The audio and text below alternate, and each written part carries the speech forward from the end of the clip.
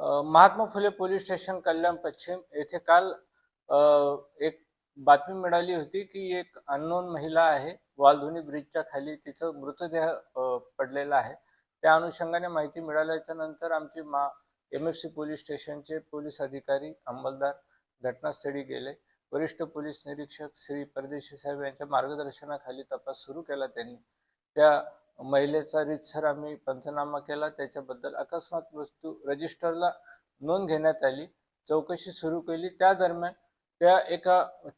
एक महिला पोलीस स्टेशनला आली व तिची सून हरवल्याची तक्रार आमच्याकडे देत होती.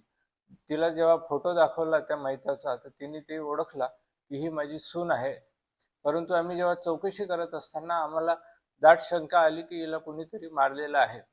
मग आम्ही आमचा तपास सुरू केला. महात्मा पोलीस स्टेशनचे पोलीस निरीक्षक श्री नाईक, पोलीस निरीक्षक श्री नागरे आणि त्यांची टीम वरिष्ठ पोलीस निरीक्षक श्री परदेशी यांच्या मार्गदर्शनाखाली तपास करीत असताना त्यांना त्या मैताच्या सुनेवरच जास्त सासूवर संशय आला आणि सून ही त्यांना ग्रॅज्युटीचे पैसे देत नव्हती. त्या कारणास्तव सासूचा राग होता.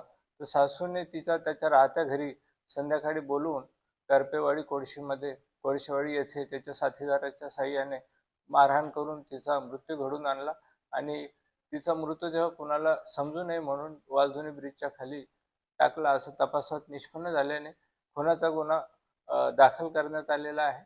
याच्यामध्ये 2 आरोपी आम्ही अटक केलेले आहे. त्यांनी रॉड वापरलेला आहे.